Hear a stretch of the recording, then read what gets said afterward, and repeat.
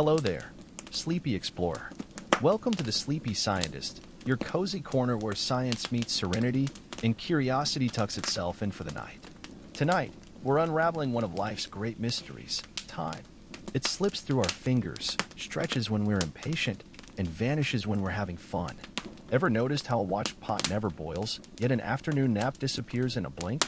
Time plays tricks on us all.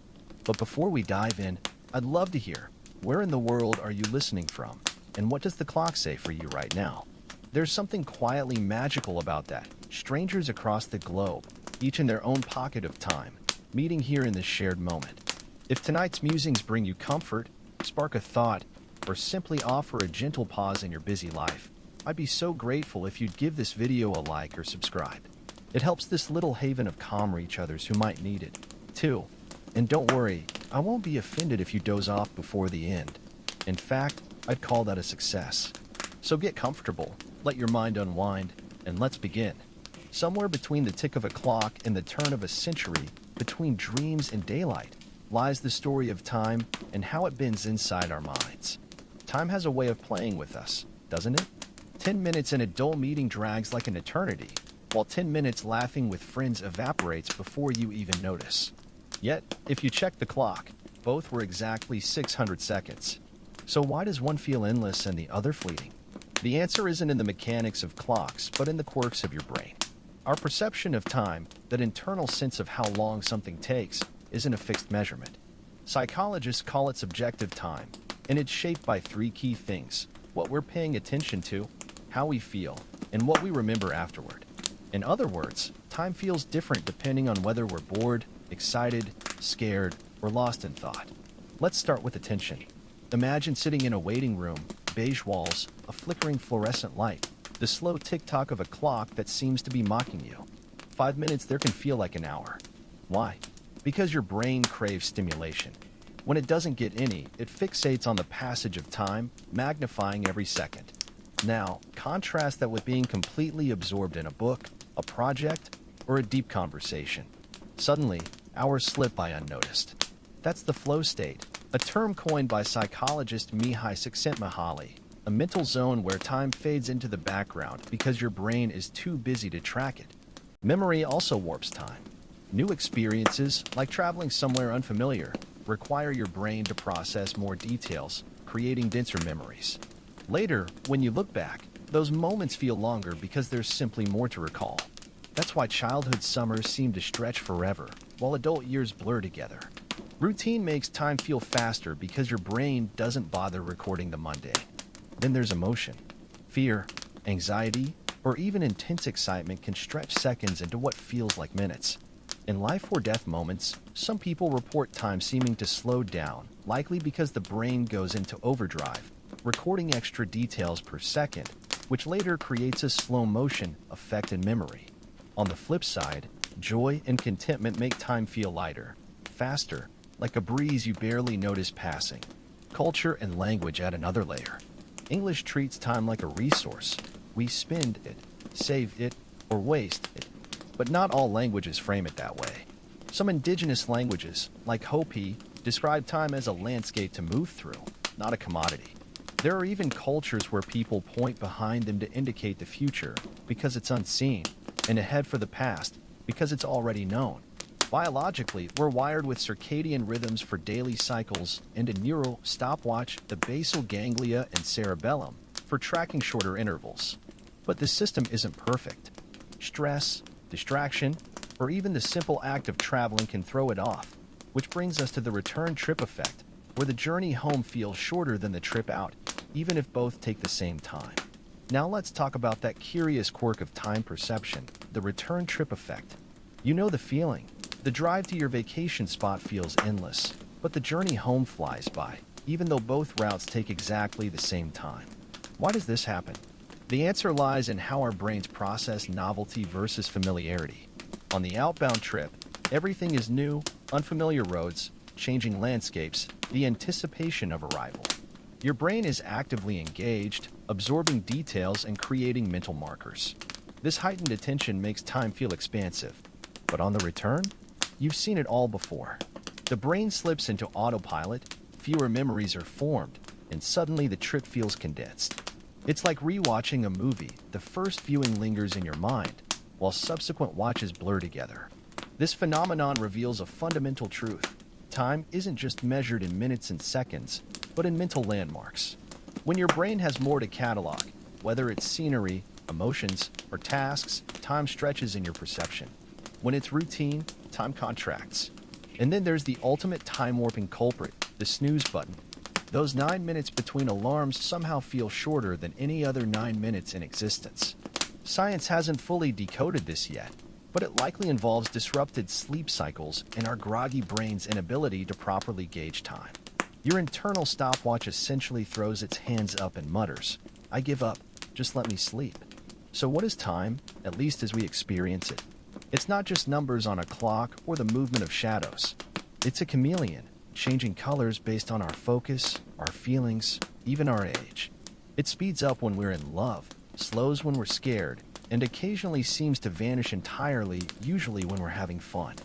Physics may one day explain time's fundamental nature, but our personal experience of it will always be deeply, wonderfully human, flawed, inconsistent, and beautifully unreliable. If time itself is mysterious, humanity's attempts to measure it are equal parts ingenious and comical. From ancient sundials to atomic clocks, we've spent millennia trying to pin down this invisible force, to trap it in gears and digits so we can schedule our lives around it. Because while time may wait for no one, humans are forever asking it to hold on just a minute. Our earliest timekeepers weren't devices at all, but the sky itself. Ancient civilizations were master observers of celestial rhythms, the sun's daily arc, the moon's monthly phases, the seasonal dance of constellations. These were nature's original calendars, etched in daylight and starlight. The Egyptians took the first major step toward precision around 1500 BCE with towering obelisks that functioned as giant sundials. By tracking shadow lengths, they divided daylight into segments, though these hours varied with the seasons, stretching long in summer and shrinking in winter. It was imprecise, but revolutionary for organizing society, even if that society was still chronically late for things. Water clocks emerged next across Egypt, Greece, and China. These relied on the steady drip of liquid between vessels to mark time's passage. Simple yet effective, they worked day and night, a major upgrade from sundials. Some designs grew astonishingly complex, with gears, chiming mechanisms, and even automated figurines that acted as ancient alarm clocks. Imagine your smartphone alarm's great-great-great-grandparent, a bronze bird that whistled when your water level hit a certain mark. Meanwhile, on the other side of the world, the Maya developed intricate calendar systems tracking lunar and solar cycles with jaw-dropping accuracy. Their long count calendar could span thousands of years, a testament to their cosmic perspective, especially considering they built it without metal tools or wheeled transport. Europe's mechanical clocks arrived in the Middle Ages, starting as massive bell-ringing contraptions in church towers to cue monastic prayers, making monks history's first sleep-deprived alarm clock users. The 14th century's verge escapement mechanism allowed smaller, more precise designs, finally adding clock faces so people could see time, not just hear it toll. Each innovation brought new precision, from pendulum clocks accurate to within a minute per day, thank you, Christian Huygens, to John Harrison's 18th century marine chronometers that solved longitude navigation by keeping perfect time at sea. His H4 model was so accurate it earned him a fortune, after decades of bureaucratic squabbles, because even geniuses must suffer paperwork. The 20th century brought quartz crystals, vibrating at perfect frequencies when electrified, making timekeeping affordable and ultra-precise. But the true revolution came with atomic clocks in the 1950s, which measure time by counting cesium atoms' oscillations. Exactly 9,192,631,770 per second, now the official definition of a second. These are so accurate they lose less than a second in 100 million years, which is comforting, assuming your pizza delivery doesn't require that level of punctuality. Today, atomic clocks synchronize GPS, the internet, and global finance. Without them, your phone's maps would fail, stock markets would chaos, and we'd all miss our Zoom calls. Yet for all this precision, time remains deeply personal. We can slice it into nanoseconds. but we each live it differently, proof that humanity's relationship with time is, and always will be, a dance between measurement and meaning. But let's rewind a bit, because to truly understand our modern conception of time, we need to meet the man who first tried to pin it down with mathematical certainty, Sir Isaac Newton. Picture this. It's the late 1600s in England, and this curly-haired genius, who may or may not have been inspired by falling apples, is about to revolutionize how we see the universe. Newton envisioned time as an absolute, unchanging backdrop, a grand cosmic stage where the drama of planets, cannonballs, and everyday life played out. In his groundbreaking work Philosophiae Naturalis Principia Mathematica, which friends just call Principia, he described time as flowing equably without regard to anything external. Translation: time ticks along at a steady rate everywhere in the universe, whether you're chilling in London or zooming through space. It's like an invincible metronome that never speeds up or slows down. This absolute time became the foundation of classical mechanics.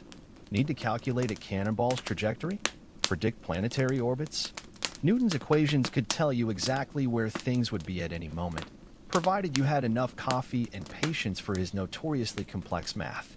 For over 2 centuries, this view dominated science. Clocks became more precise, navigation improved, and engineers built steam trains that actually ran on schedule. Well, sometimes. But not everyone bought Newton's idea. His intellectual rival Gottfried Wilhelm Leibniz argued that time isn't some independent entity, it's just a way of describing the sequence of events. To Leibniz, time only exists when things change.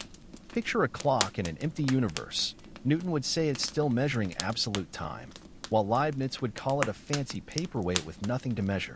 This philosophical duel raged for years, with Newton ultimately winning the PR battle, helped by his position as England's Master of the Mint and President of the Royal Society. The Newtonian worldview held strong until the 19th century, when cracks began to show. Scientists studying electricity and magnetism noticed something bizarre. Light speed remained constant regardless of the observer's motion. This made no sense under Newton's rules. If you're chasing a light beam, shouldn't it appear slower? Yet experiments kept confirming light's stubborn consistency. Enter our next time-bending hero, a 26-year-old patent clerk named Albert Einstein. In 1905, his miracle year, Einstein published his special theory of relativity, which basically said Newton was close. But here's the twist: time isn't absolute after all. Special relativity introduced 2 earth-shaking ideas. The laws of physics, including light speed, are identical for all observers moving at constant velocity. Simultaneity is relative, 2 events happening at the same time, for you might not be simultaneous for someone moving at a different speed. This leads to time dilation. The faster you move, the slower time passes for you relative to someone at rest. We're not talking philosophical musings here. This has been measured. Atomic clocks flown on airplanes actually tick slower than their ground-based twins by microseconds. It's minuscule for jet speeds, but near light speed, you could travel to Alpha Centauri and return to find Earth decades older while you've barely aged. Then in 1915, Einstein dropped general relativity, revealing that gravity also warps time. Massive objects like stars and black holes curve space-time around them, creating what we experience as gravity. The stronger the gravity, the slower time runs, a phenomenon confirmed when atomic clocks at different altitudes tick at slightly different rates. Yes, your head technically ages faster than your feet, by about 90 nanoseconds over 79 years, but let's not use this as an excuse for bad hair days. These relativistic effects aren't just theoretical, they're built into GPS satellites, which have to account for both speed-related time slowdown, special relativity, and altitude-related time speed-up, general relativity. Without these corrections, your navigation would drift by about 10 kilometers per day. So every time Google Maps gets you to a new cafe, thank Einstein. Newton's absolute time still works perfectly for everyday life, baking cakes, catching buses, or calculating how late your friend will be again. But Einstein showed us that when dealing with cosmic speeds or extreme gravity, time becomes elastic, personal, and wonderfully strange. The universe, it turns out, is far more interesting than even Newton dreamed, a place where time breathes, bends, and sometimes seems to stand still when you're having fun. Now let's play a mind game. Imagine waking up to a world where cause and effect run backward. where spilled milk jumps back into its glass, shattered windows reassemble themselves, and your morning coffee gets hotter as you drink it. Bizarre as it sounds, this reverse reality scenario highlights one of physics' deepest mysteries. Why does time have a direction at all? At the fundamental level, most physical laws work perfectly well in reverse. Newton's equations, quantum mechanics, even Einstein's relativity, none inherently distinguish past from future. You could film two particles colliding and replay it backward, and both versions would satisfy the same equations. Yet in our everyday experience, time's arrow flies resolutely forward. Eggs scramble but never unscramble. Candles melt but never remold. And no matter how many times you check, your socks remain stubbornly single. The key to this puzzle lies in thermodynamics' second law. Entropy always increases in closed systems. Entropy, a measure of disorder or randomness, gives time its irreversible flavor. It's why heat flows from hot to cold, never the reverse, why perfume disperses through a room, but never spontaneously recollects in the bottle, and why your childhood home videos look grainier with each viewing. The universe prefers mess over neatness, and that preference creates time's one-way street. But here's the kicker. Entropy needs a starting point. For time's arrow to exist, the early universe must have been in an improbably low entropy state, like a perfectly stacked deck of cards waiting to be shuffled. This cosmic initial condition remains one of physics' great unsolved problems. Why was the primordial universe so orderly? Some theorists suggest our Big Bang might be part of a larger multiverse cycle. Others ponder whether gravity's tendency to cluster matter, creating orderly stars and galaxies, somehow balances entropy's rise. Entropy isn't time's only arrow. Three others align with it. Psychological arrow. We remember the past, not the future. Your brain forms memories through physical changes, neural pathways that entropy ensures can't spontaneously undo. Causal arrow. Causes precede effects. You flip a switch, then the light comes on because energy dispersal follows entropy's rules. Cosmological arrow. The universe expands from a dense hot beginning toward cold dispersion, the ultimate entropic journey. These arrows all point the same way in our universe. But could a hypothetical anti-entropy universe exist where time runs backward? The math allows it, but such a world would need impossibly precise initial conditions. More plausibly, if our universe eventually stops expanding and contracts, would entropy decrease, making broken cups spontaneously mend and grandparents grow into babies? Most physicists doubt it. Contraction would likely just create new entropy. The arrow mystery deepens when we consider quantum mechanics. At microscopic scales, quantum processes often appear time-symmetric. Yet when quantum systems become decoherent, interacting with their environment, they inherit time's arrow from entropy. This hints that time's direction may be emergent, not fundamental to reality, but arising from countless quantum interactions, like temperature emerging from molecular motion. Some radical theories go further. Julian Barber proposes that time is an illusion, that the universe is a timeless collection of nows we sequentially perceive. In this view, time's flow is like a movie created by our consciousness flipping through cosmic snapshots. Similarly, Carlo Rovelli's relational time suggests duration only exists when comparing events. Without change, there is no time. Yet for all these theories, time's arrow remains stubbornly present in our lives. We age, we remember, we anticipate, all along entropy's inevitable slope. Perhaps that's why time feels so precious. Its irreversibility makes every moment singular. As physicist Arthur Eddington quipped, entropy is time's arrow, and unlike in chess, we can't take this move back.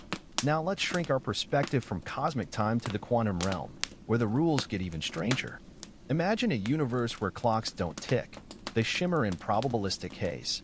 This is the domain of quantum mechanics, where time behaves less like a river and more like a jazz improvisation, full of syncopated rhythms and unexpected solos. At quantum scales, particles don't have definite positions or momentums until measured. Instead, they exist as probability waves, ghostly clouds of maybes, described by Schrödinger's famous equation. Here's the odd part. While this equation tracks how quantum states evolve over time, time itself isn't really part of the quantum script. It's treated as an external parameter, a static backdrop against which quantum weirdness unfolds, almost like Newton's absolute time sneaked backstage. This creates a glaring tension with Einstein's relativity, where time is dynamic and interwoven with space. When physicists attempt to merge quantum mechanics with general relativity, the holy grail of quantum gravity, time often vanishes from the equations entirely. The Wheeler-DeWitt equation, one attempt at quantum gravity, contains no time variable at all. It describes a frozen universe where nothing changes, yet somehow everything exists. So where does time go? Some theorists propose it's an emergent property, like temperature arising from molecular motion. Just as individual water molecules don't have temperature but oceans do, perhaps fundamental reality is timeless, with time emerging from deeper quantum relationships. Entanglement, quantum physics' spookiest phenomenon, may hold clues. When particles become entangled, measuring one instantly affects its partner, regardless of distance. Recent work suggests the growth of quantum entanglement could underlie our experience of time's flow. More entanglement equals more temporal structure. The many-worlds interpretation adds another twist. Every quantum event spawns branching universes, meaning your morning coffee resulted in one timeline where you drank it black, another where you added sugar, and probably one where you accidentally poured it into your laptop. In this view, time isn't linear, but an ever-forking tree where all possibilities coexist.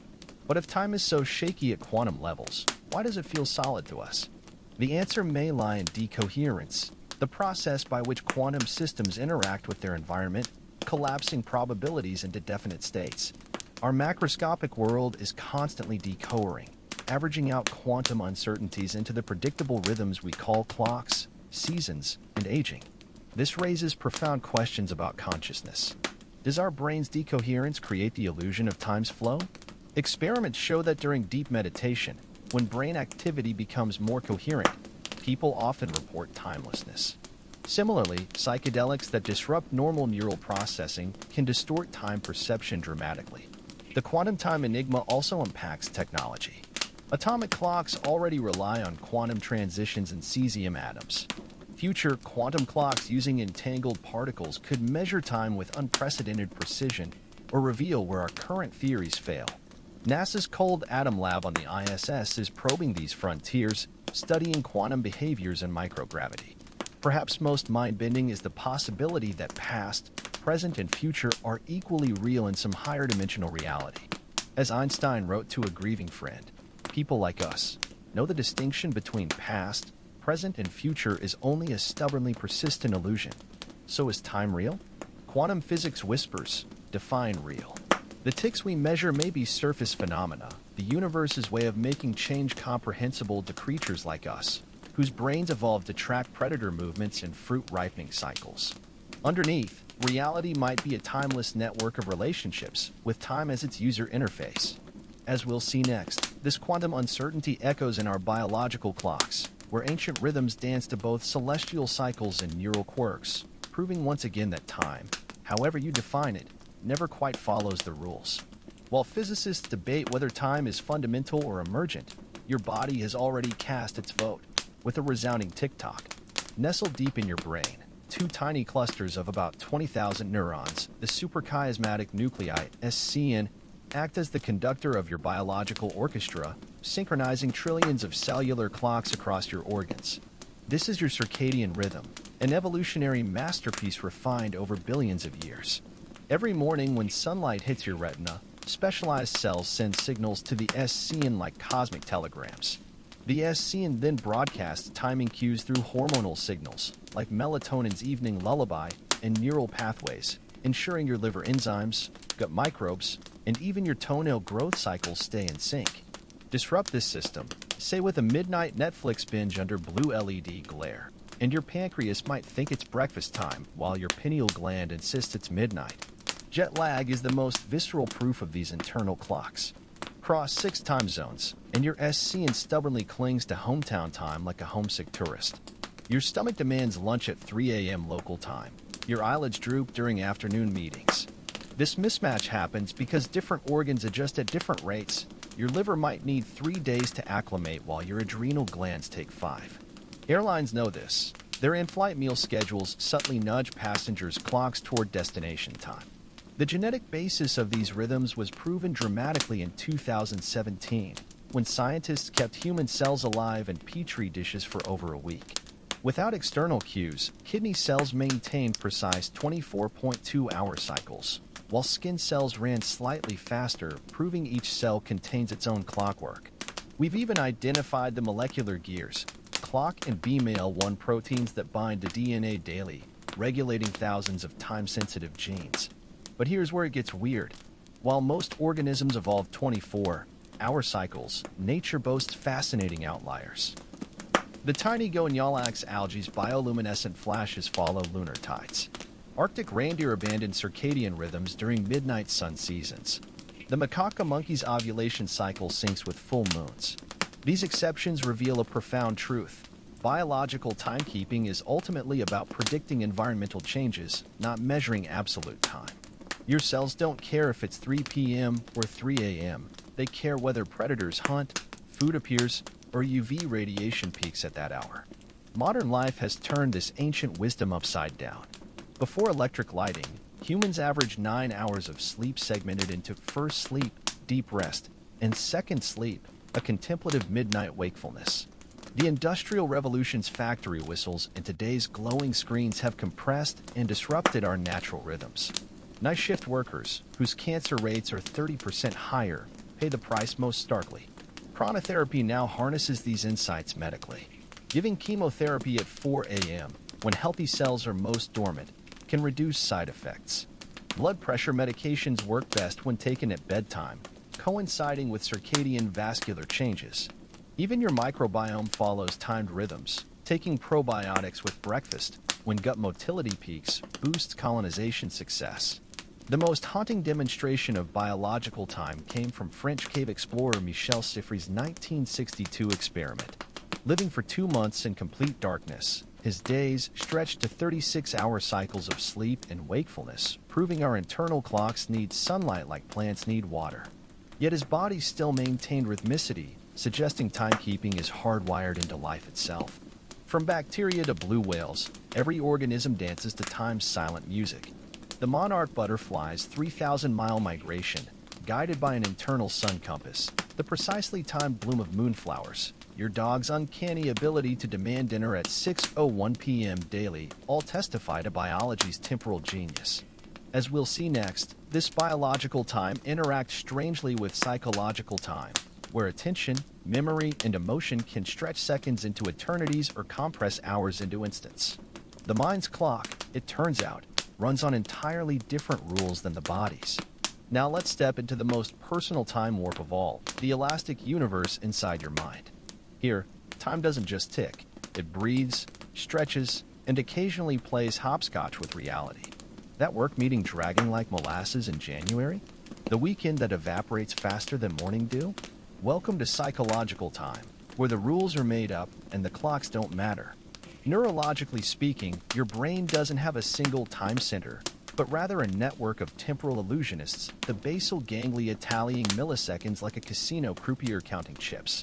The parietal lobe mapping events onto a mental timeline, and the hippocampus stamping memories with temporal metadata that often smudges. Together, they construct time's illusion like a magician's sleight of hand. The oddball effect perfectly demonstrates this. When your morning commute follows the same route, your brain compresses the memory into a boring highlight reel.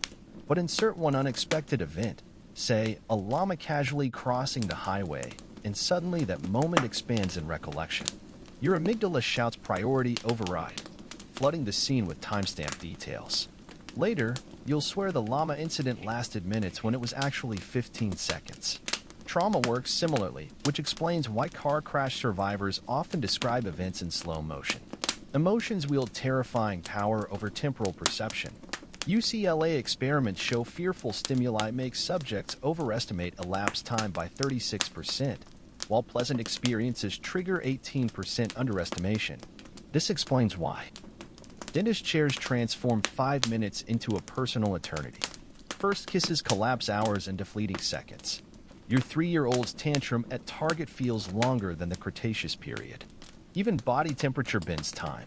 When researchers at Liverpool John Moores University had subjects estimate intervals while A. Sitting in 58 degrees Fahrenheit rooms, B. Soaking in 104 degrees Fahrenheit hot tubs, the chilled group overestimated time by 20%, while the warm group underestimated it proving Shakespeare was neurologically accurate when he wrote, "The fiery noon seems short."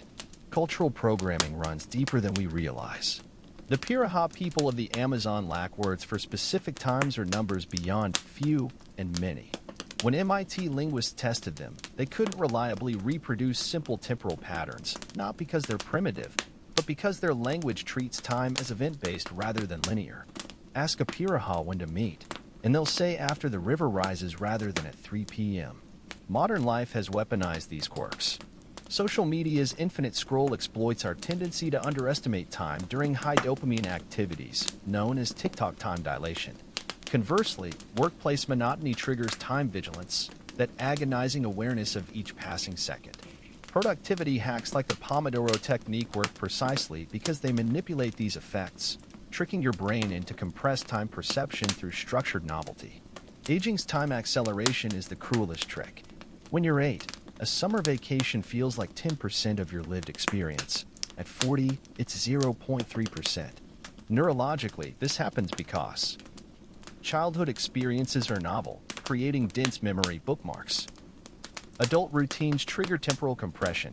Your brain stops recording the 1247th commute. Myelin sheath degradation slows neural processing, literally making time feel faster. But here's the hopeful twist. You can hack psychological time. Studies show learning new skills in adulthood, whether Mandarin or ukulele, creates fresh memory anchors that stretch subjective time. Travel works similarly. A week in Tokyo feels longer than a home routine week because novelty forces your brain out of autopilot. Even simple changes like taking alternate routes to work or rearranging furniture can disrupt time's acceleration. The most extreme time warps occur in altered states. Psychedelic users report moments stretching into eternities, likely because psilocybin disrupts the default mode network, your brain's timekeeper. Near-death experiencers consistently describe life reviews in suspended time, possibly due to norepinephrine surges creating hyper-detailed memories. Ultimately, psychological time reveals a beautiful paradox. The more present you are, the less time exists. Mindfulness practitioners and flow-state achievers describe moments of temporal dissolution, not clock time but pure experience. As jazz musician Miles Davis put it, time isn't something I think about until it runs out. Which brings us to time's greatest magic trick, the way it simultaneously feels like the most real and most illusory thing in our lives. A dimension physicists can't define, yet children intuitively understand when they demand, "Are we there yet?" on road trips. The silent fabric holding together everything we are, even as it slips relentlessly through our fingers. Now let's tackle the elephant in the space-time continuum. Can we actually travel through time? The answer is yes, with caveats that would make Doc Brown from Back to the Future throw his flux capacitor out the window. First, the easy part. Traveling to the future is not only possible, you're doing it right now at a rate of 1 second per second. But physics offers faster routes. According to Einstein's special relativity, the closer you move to light speed, the slower your personal time flows relative to everyone else. Board a spaceship accelerating at 1 g, comfortable Earth gravity. For 5 years, turn around, and return.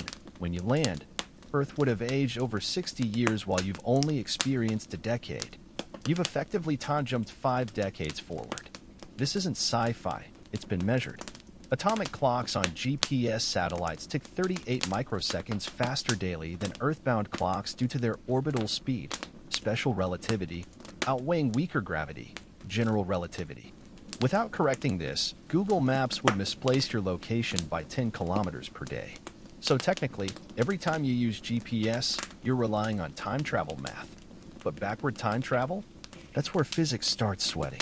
General relativity permits theoretical scenarios like closed time-like curves, cosmic racetracks where space-time loops back on itself.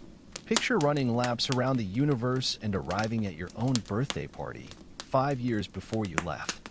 Wormholes, hypothetical space-time tunnels where one end could be accelerated to create a time differential.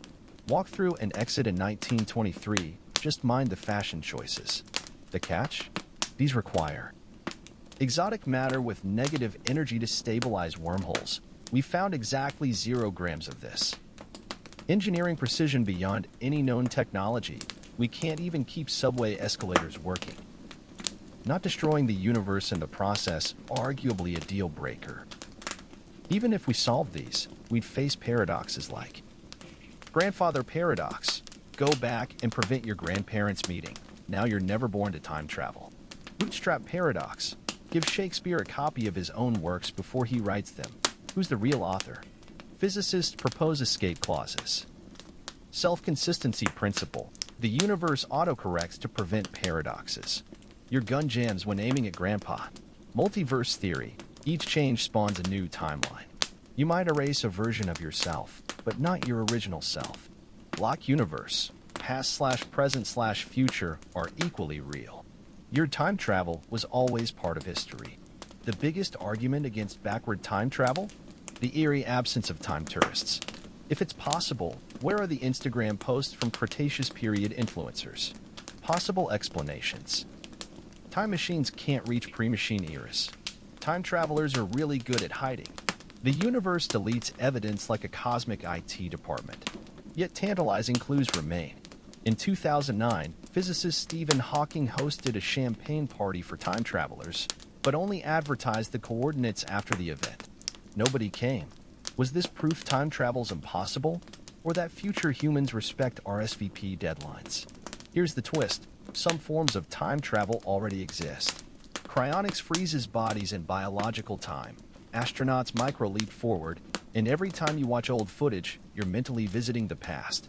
The Voyager probes carry golden records with 1970s Earth snapshots, a literal time capsule sailing through space.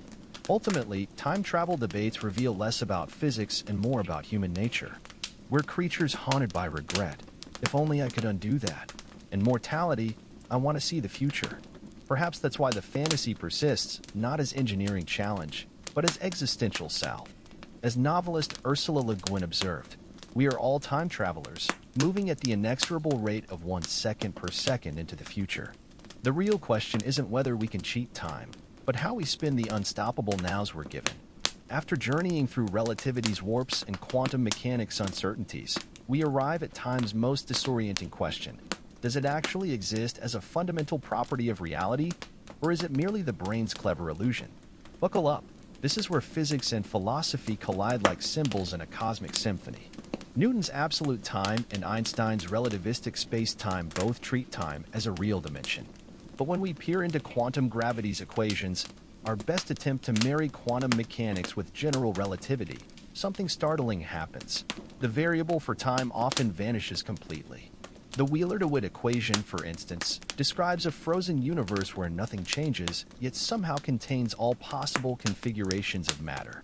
It's like finding the script for a play where all acts happen simultaneously, with no before or after. This problem of time in quantum gravity has spawned radical theories. Timeless physics, Julian Barber reality is a landscape of static nows like frames in a film reel. What we perceive as time's flow is just consciousness jumping between these frozen moments. Your childhood, your death, and this sentence exist equally in the block universe. Emergent time, Carlo Rovelli time, arises from quantum relationships, like temperature emerging from molecular motion. Without change or interaction, time has no meaning, a view echoing Leibniz's 17th century objections to Newton. Causal sets, discrete space-time atoms, create time's illusion through their sequential relationships, like dominoes falling in precise order. The implications are staggering. If time isn't fundamental, then your morning coffee steam rising isn't happening. It's just one configuration in an eternal mosaic. Aging might be an informational phenomenon, not temporal. Even the Big Bang wasn't an event in time, but a boundary where time emerges. Yet paradoxically, time's effects feel undeniably real. Your phone's clock ticks predictably, seasons cycle, stars explode on schedule. This tension led physicist Lee Smolin to propose time as the universe's most basic property, with everything else, including space, deriving from it. Neuroscience adds another layer. When epileptic patients have their hippocampus electrically stimulated, they report vivid time slips, reliving childhood memories as present moments. This suggests our temporal perception is a fragile neurological construct, more virtual reality than fundamental truth. Perhaps the most poetic resolution comes from thermodynamics. While microscopic physics may be timeless, entropy's arrow creates an objective before and after at macroscopic scales. Like a movie projected from timeless frames, the universe's increasing disorder generates time's illusion of flow. Here's the beautiful irony. Even if time is illusory, timing remains everything. Farmers plant by seasons. Musicians keep rhythm. Your heart cells synchronize their electrical pulses. Whether time is fundamental or emergent, our lived experience demands we treat it as real. As philosopher Jamie McTaggart noted over a century ago, time may be logically incoherent, but emotionally indispensable. So where does this leave us? With a universe that behaves as if time exists, complete with causality, memory, and expiration dates on yogurt, while possibly being built from timeless quantum relationships. It's like discovering the pixels composing your TV screen don't actually move, yet still enjoying the show. This brings us to our final stop. How all these temporal theories, from biological clocks to space-time curvature, converge in the human experience. Because whether time is fundamental or fiction, we're all stuck living through it one moment at a time. As our temporal journey winds down, let's gather all these threads, physics equations, biology's rhythms, psychology's distortions, into one final question. What does time mean for creatures like us, hurtling through existence at 60 minutes per hour? The answer lies somewhere between stardust and story. Your body is literally made of elements forged in ancient supernovas, carbon atoms that once burned inside stars now reading these words. In this sense, you're already time traveling, carrying fragments of cosmic history in your bones. Every breath inhales oxygen liberated by primordial algae 2.4 billion years ago. Every sunset you witness is filtered through dust from the birth of our solar system. You don't just exist in time, you're assembled from it. Yet time's true magic emerges in how we narrate it. Human brains are prediction machines, constantly rewriting the past to make sense of the present. When you recall your first kiss, you're not replaying raw footage but reconstructing a story from neural fragments, one that changes slightly with each retelling. This storytelling instinct transforms linear chronology into meaning. The before and after of personal transformations, the narrative arcs we impose on chaos. Cultures worldwide ritualize this temporal storytelling. Jewish Shiva turns grief into structured time. Hindu Kalpas measure universe lifetimes in billions of years. The Australian Aboriginal concept of dream time entwines past, present, and future into eternal now. Even modern life revolves around artificial milestones, birthdays measuring survival, anniversaries commemorating love, New Year's promising rebirth. These aren't just markers but psychological life rafts, helping us navigate time's oceanic vastness. Science itself is a temporal art. Archaeologists decode tree rings like cosmic barcodes. Geologists read mountains as slow-motion poems. Astronomers catch starlight emitted before humans walk the Earth. The Large Hadron Collider recreates attosecond conditions from the universe's infancy, while the James Webb Space Telescope gazes back through 13.5 billion years of cosmic history. Every field whispers the same truth: to understand anything is to understand its place in time. Perhaps this explains time's greatest paradox. It feels simultaneously like our most personal possession and the thing we most desperately want to escape. We hoard it, me time, waste it, killing time, mourn its loss. Where do the years go? We're terrified of running out, yet bored when it stretches empty before us. No wonder we've invented metaphors to tame it. Time as money, as river, as thief, as healer. Here's the secret these metaphors grasp, but equations miss. Time's value isn't in its measurement, but in its spending. A year spent comatose passes identically to a year of adventure by atomic clocks, but not by human experience. This discrepancy is where meaning lives. When poet Mary Oliver asks, "What is it you plan to do with your one wild and precious life?" she's really asking how you'll spend your time. So as the sleepy scientist clock ticks toward farewell, let me ask once more, where are you in this moment? What hour graces your corner of the spinning world? However you answer, remember this: you're a rare phenomenon, a conscious knot of space-time able to ponder its own existence. Whether time is fundamental or fiction, arrow or illusion, you get to live it.